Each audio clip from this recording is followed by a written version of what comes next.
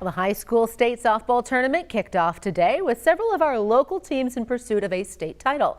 Local 5 sports director Raina Garcia has a recap from Fort Dodge on all of today's action. Well, it's been a full day of high school state softball, starting with Class 5A, who started things off late this morning, followed up by 4A, and then a couple of 3A games to finish out the night. So let's get into those highlights. Top-seeded Fort Dodge facing off against Waukee. Errors plagued the Warriors early in this one.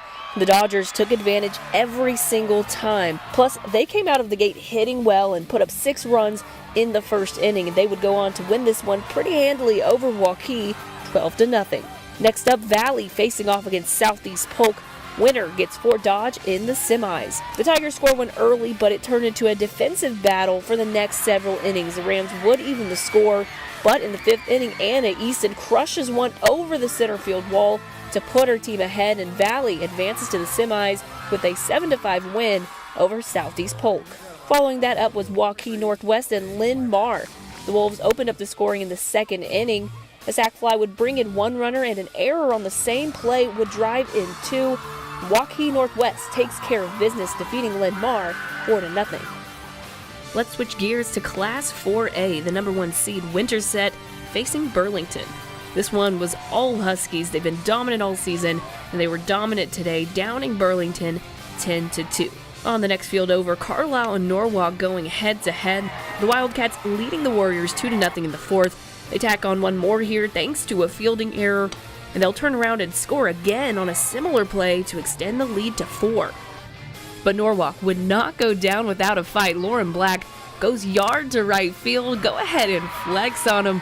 The solo shot will get them on the board, but Carlisle just too much in this one. They get the win over Norwalk 8-4. On to the penultimate 4A quarterfinal of the day, ADM taking on North Scott.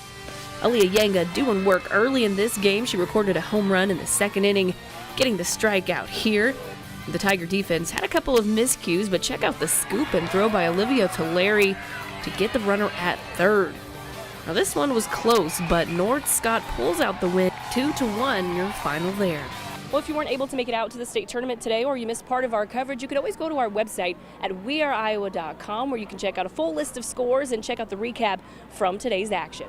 Reporting from Fort Dodge, Raina Garcia, Local 5 Sports. And some of the final state softball games of the night in Class 4A, DCG defeated Indianola 9-3, and in Class 3A at last check, Sadell was tied with Davis County 1 run each in the 3rd inning.